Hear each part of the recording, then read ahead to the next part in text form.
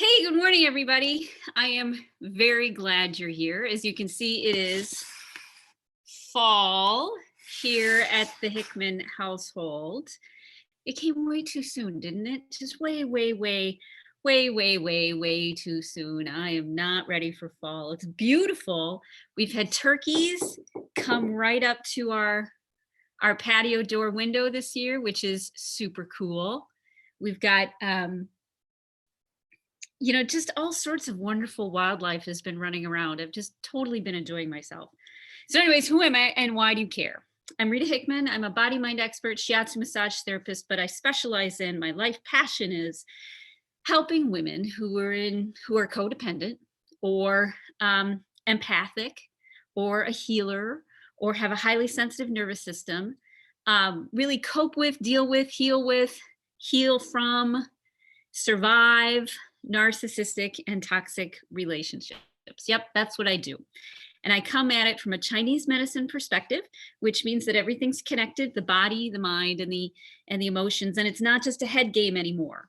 Now it becomes, how is your gut affecting this? How is your how is your vitamin D affecting this? What acupressure points can you use? What tools are out there, from emotional freedom technique to EMDR to juicing to hemp oil to community. I mean, Asian medicine, I love Asian medicine because it comes from 1,000 different perspectives. It's not just about this is the way you do it.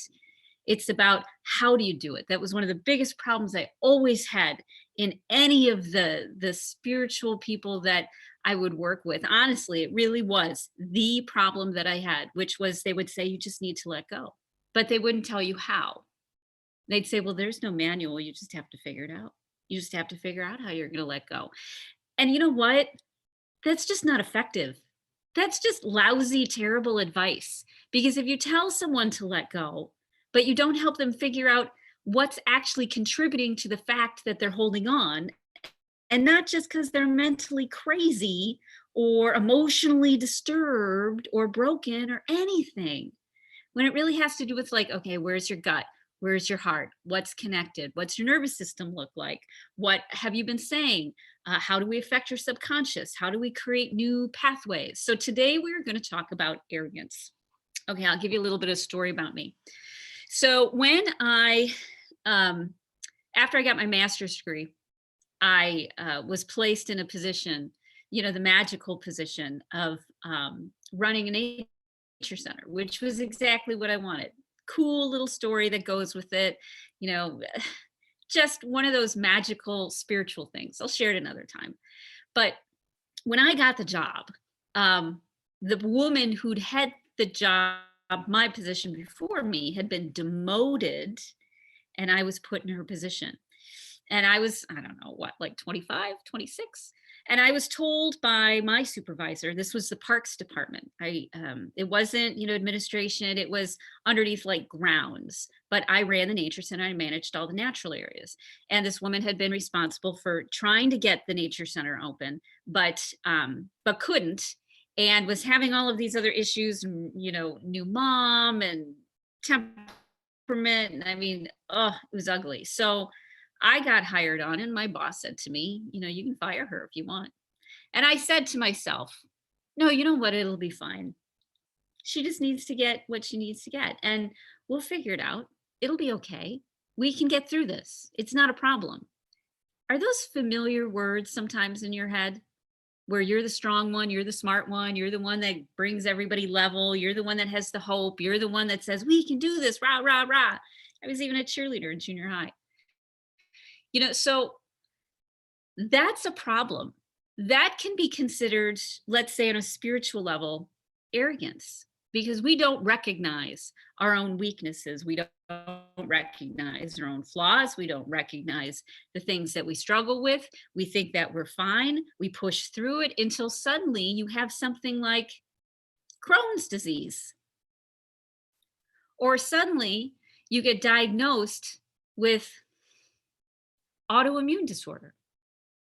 Or somehow, you don't know why, but the dizziness or the migraines or the stomach issues or the hip problem just won't get fixed.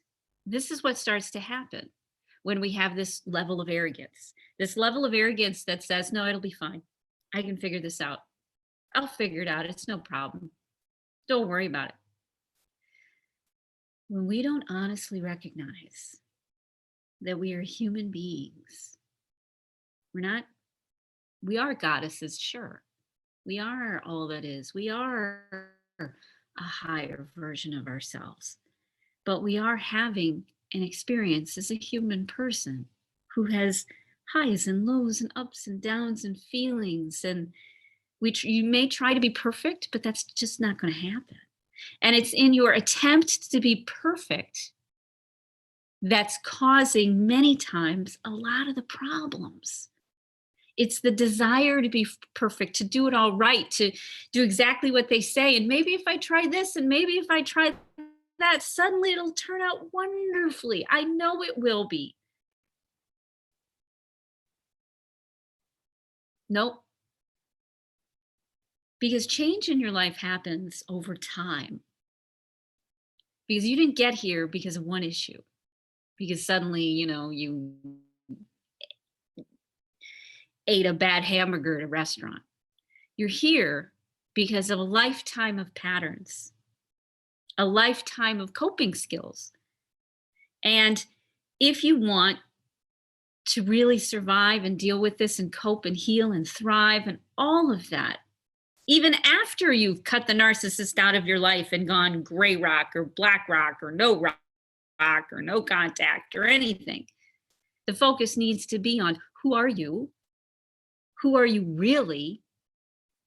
What really matters to you? And now what? And you take it one step at a time. When you have that arrogance of that you can do it by yourself, that it'll be fine, that somehow you'll figure it out, guess what? You're where you're at now, which is exhausted, overwhelmed, crazy in your head, feel like your body's ripping you apart. You've got health conditions and you're still smiling somehow through it all and being supportive and loving, because that's the thing that helps you survive. Love, feeling love for you and for other people and giving love and caring. That's what keeps you alive. But when you don't have enough coming in, then you can't do the things which are keeping you alive, which is an exchange of love, an exchange of care. So you've got to get on track. You've got to start getting help. You've got to start reaching out and learning more and having new experiences, and stop thinking that somehow you can do this by yourself, because you are not meant to. Not on a spiritual level, not on a human level, not on a metaphysical level. You are not meant to do this by yourself. What this is the bulldozer that is forcing you to become who you want to be, who you asked to be, who you crave to be. That's what this is. And if you sit there looking at yourself thinking somehow you can handle it, then eventually something big will happen. So handle it now. Listening to this is perfect. It's a great first step. Nice job. Awesome. Glad you're here. So important to have these in the mornings, to at least get your head in the right space, not feel so alone, feel disconnected. But also you need support and friends and nutrition and self-respect, and to get your nervous system back under control so it doesn't completely make all your decisions for you. This is what you got to do, and you're going to get there. Honestly, you will. Just don't try to do it alone. So if you're stuck, reach out. We've got a group we're creating, which is wonderful. We do it as a sacred circle every Tuesday night, just around narcissism, for you to grow as a woman, as a person, as a human, not just as a label of a victim of a narcissist. Okay.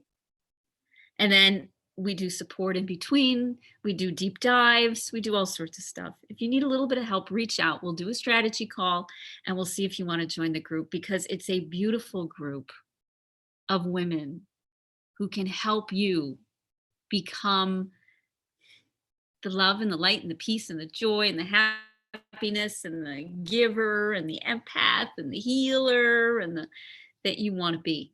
Okay, so cool. So share this if you think somebody needs this. All right, share it, because we got to get this stuff out there. We got to start supporting one another. And I will see you tomorrow. Bye.